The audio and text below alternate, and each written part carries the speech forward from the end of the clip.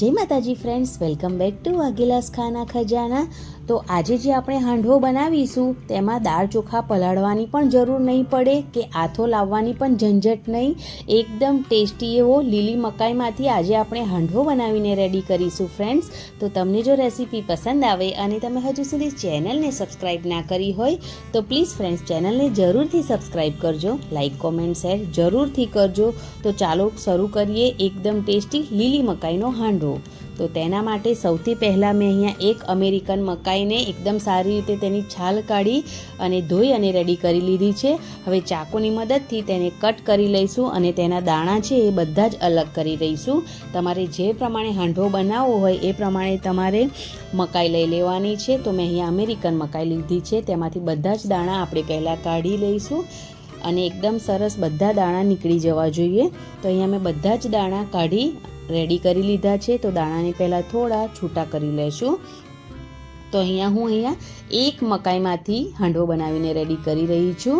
તો મકાઈના દાણા છૂટા થઈ ગયા છે, તેમાંથી થોડા મકાઈના દાણા આપણે અલગ કરી લઈશું, જેનો ઉપયોગ આપણે આગળ કરીશું। બાકી બચેલા જે મકાઈના દાણા છે તેને મિક્સર જારમાં એડ કરીશું અને પાણીનો ઉપયોગ કર્યા વગર તેને પીસીને રેડી કરી લેવાના છે। તો મકાઈના દાણા એમ જ પીસાઈને રેડી થઈ જશે, પાણીની પણ જરૂર નહીં પડે। તો અહીંયા મેં મકાઈના દાણાને મિક્સર જારમાં એડ કરી એકદમ સારી રીતે પીસી અને રેડી કરી લીધા છે। તો તેને એક મોટા બાઉલમાં હવે આપણે ટ્રાન્સફર કરી લેવાના છે।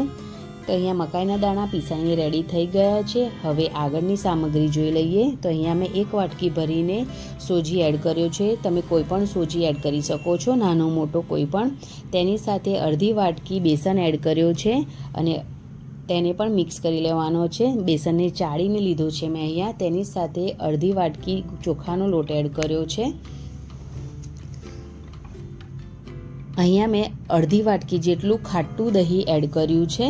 જો તમે મોડું દહીં એડ કરતા હોય તો તેના કરતાં ખાટું દહીં એડ કરશો તો આ જે હાંડવો છે ખૂબ સરસ એવો ટેસ્ટી બને છે। એટલે જ્યાં સુધી બને ત્યાં સુધી ખાટા દહીંનો જ ઉપયોગ કરજો।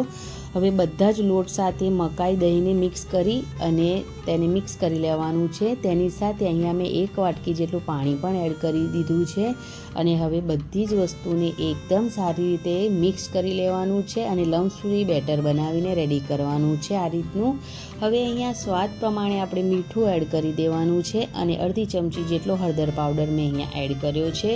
હવે તેને પણ એકદમ સારી રીતે બેટર સાથે મિક્સ કરી લેવાનું છે અને એકદમ સરસ બધી જ વસ્તુ મિક્સ થઈ ગઈ છે। તો હવે આ બેટરને આપણે 15 મિનિટ માટે રેસ્ટ આપી દઈશું, જેથી જે આપણે સોજી એડ કરી છે તે પણ એકદમ સારી રીતે ફૂલી જાય એટલા માટે। તો ઢાંકણ ઢાંકી તેને 15 મિનિટ માટે આપણે રેસ્ટ પર મૂકી દઈશું। હવે અહીંયા 15 મિનિટ જેટલો ટાઈમ થઈ ગયો છે અને જે સોજી છે એ એકદમ સારી રીતે ફૂલી ગઈ છે, તમે જોઈ શકો છો, અને બેટર એકદમ સરસ ફૂલી ગયું છે અને તેને 15 મિનિટનો રેસ્ટ પણ મળી ગયો છે। તો ફરી એકવાર તેને એકદમ સારી રીતે આપણે મિક્સ કરી લેવાનું છે। હવે એકદમ સારી રીતે મિક્સ થઈ જાય એટલે તેની અંદર જે બચાવેલી મકાઈ હતી તેને એડ કરવાની છે। તેમાંથી પણ થોડી મકાઈ બચાવીને રાખવાની છે। થોડા લીલા ધાણા એડ કરવાના છે। અહીંયા મેં ગાજરને ખમણીને એડ કર્યું છે। તેની સાથે મેં અહીંયા આદુ લસણની પેસ્ટ એડ કરી છે અને લીલા મરચાંની પેસ્ટ પણ એડ કરી છે। અહીંયા આપણે લાલ મરચાં પાવડરનો ઉપયોગ નથી કરવાના, એટલે લીલા મરચાંનું પ્રમાણ મેં અહીંયા થોડું વધારે રાખ્યું છે। તમે લાલ મરચું પાવડરનો પણ ઉપયોગ કરી શકો છો। હવે બધા શાકભાજીને બેટર સાથે એકદમ સારી રીતે આપણે મિક્સ કરી લેવાના છે। જો તમને અહીંયા જરૂર લાગે તો થોડું તમે પાણી એડ કરી શકો છો, પણ મને અહીંયા જરૂર નથી લાગતી, એકદમ સરસ બેટર છે એટલે મેં અહીંયા બિલકુલ પાણી નથી એડ કર્યું। તો અહીંયા બેટર રેડી થઈ ગયું છે એકદમ સરસ। આ રીતનું બેટર બનાવીને તમારે પણ રેડી કરી લેવાનું છે। તો હવે એક હાંડવા જેવું બેટર આપણે બીજા બાઉલમાં ટ્રાન્સફર કરી લઈશું। જે પ્રમાણે તમારે હાંડવો બનાવવાનો હોય એ પ્રમાણે બેટર લઈ લેવાનું। તો અહીંયા મેં એક બાઉલમાં બેટર કાઢી લીધું છે। હવે જે આપણે આ બેટર કાઢ્યું છે એક હાંડવા જેટલું, તેની અંદર આપણે ઈનો ફ્રૂટ સોટ એડ કરી દેવાનો છે। અહીંયા મેં અડધી ચમચી જેટલો ઈનો એડ કર્યો છે, તેને પણ એકદમ સારી રીતે મિક્સ કરી લઈશું। તમે અહીંયા ઈનોની જગ્યા પર ખાવાનો જે સોડા આવે છે તેનો ઉપયોગ પણ કરી શકો છો। તો અહીંયા બેટરમાં ઈનો ઉમેરી દીધો છે અને તેને એકદમ સારી રીતે મિક્સ કરી સાઈડ પર મૂકીશું અને હવે ગેસ પર કઢાઈ ગરમ કરીશું। તેની અંદર 2 ચમચી જેટલું મેં અહીંયા તેલ એડ કર્યું છે। તમે બટર, ઘી તેલનો ઉપયોગ પણ કરી શકો છો. તેલ એકદમ સારી રીતે ગરમ થઈ જાય એટલે તેની અંદર રાઈ એડ કરી દેવાની છે. થોડા જીરું એડ કર્યું છે મેં અહીંયા. તેની સાથે સફેદ તલ એડ કરી દીધા છે. આ હાંડવો ખાવામાં એકદમ ટેસ્ટી લાગે છે. તેની સાથે જે લાલ મરચાંના ટુકડા એને પણ મેં કટ કરીને એડ કરી દીધા છે અને થોડા મીઠા લીમડાના પાન પણ એડ કર્યા છે. હવે બધો જે વઘાર આપણે એડ કર્યો છે એ એકદમ સારી રીતે ક્રેકલ થઈ જાય એટલે જે આપણે બેટર બનાવીને રેડી કર્યું છે તેને એડ કરી દેવાનું છે. જેટલું કઢાઈમાં આવે એ રીતનું બેટર એડ કરવાનું. બહુ વધારે પડતું જાડા લેયરનો આપણે હાંડવો નહીં બનાવીએ.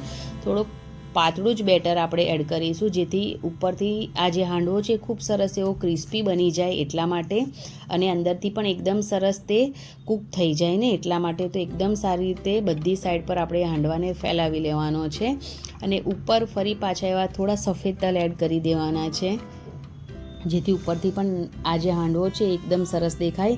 અને જે થોડા મકાઈના દાણા આપણે બચાવ્યા હતા તે પણ એડ કરી દેવાના છે તેની ઉપર. તેની સાથે અહીંયા મેં લાલ મરચાંના ટુકડા પણ એડ કર્યા છે અને થોડા મીઠા લીમડાના પાન એડ કરી દીધા છે. જ્યારે આપણે તેને બીજી સાઈડ પલટાવીશું ને ત્યારે એ સાઈડ પણ ખૂબ સરસ એવો હાંડવો દેખાય એટલા માટે મેં અહીંયા આ બધું એડ કર્યું છે. તમે સ્કીપ પણ કરી શકો છો. હવે એકદમ સરસ બધી જ વસ્તુ એડ કરી દીધું છે. તો હવે 5 મિનિટ માટે મીડિયમ ગેસ પર આ હાંડવાને આપણે કૂક કરવાનો છે. તો અહીંયા 5 મિનિટ જેટલો ટાઈમ થઈ ગયો છે અને હાંડવો એક સાઈડથી થોડો કૂક થઈ ગયો છે. તો હવે તેને આપણે બીજી સાઈડ પલટાવી દેવાનો છે. તો ધ્યાનથી આરામથી હાંડવાની બીજી સાઈડ પલટાવવાનો જેથી જે હાંડવો છે એ તૂટી ના જાય.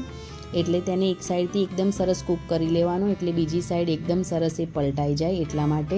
હવે બીજી સાઈડ પણ આપણે મીડિયમ ગેસ પર 5 મિનિટ માટે તેને કૂક કરી લેશું. તો અહીંયા બીજી સાઈડ પર 5 મિનિટ માટે આપણે તેને કૂક કરી લીધો છે. હવે ઉલટ પુલટ કરીને તમારે જે પ્રમાણમાં તમારે આ હાંડવાને ક્રિસ્પી કરવો હોય એટલો તમે ક્રિસ્પી કરી શકો છો. બંને સાઈડથી એકદમ સરસ ક્રિસ્પી આ હાંડવો બનીને રેડી થઈ ગયો છે. તો તેને આપણે સર્વ કરી લઈશું. હવે આ હાંડવાને હું અહીંયા કટ કરીને સર્વ કરું છું. તમારે જે રીતે સર્વ કરવો હોય એ રીતે તમે સર્વ કરી શકો છો.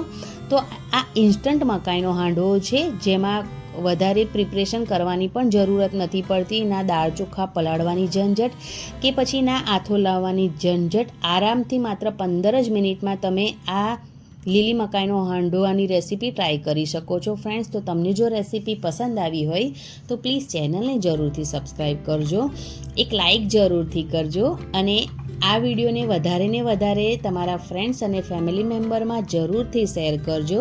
અને તમને મારી આજની આ રેસીપી કેવી લાગી એ કોમેન્ટ બોક્સમાં જરૂરથી જણાવજો.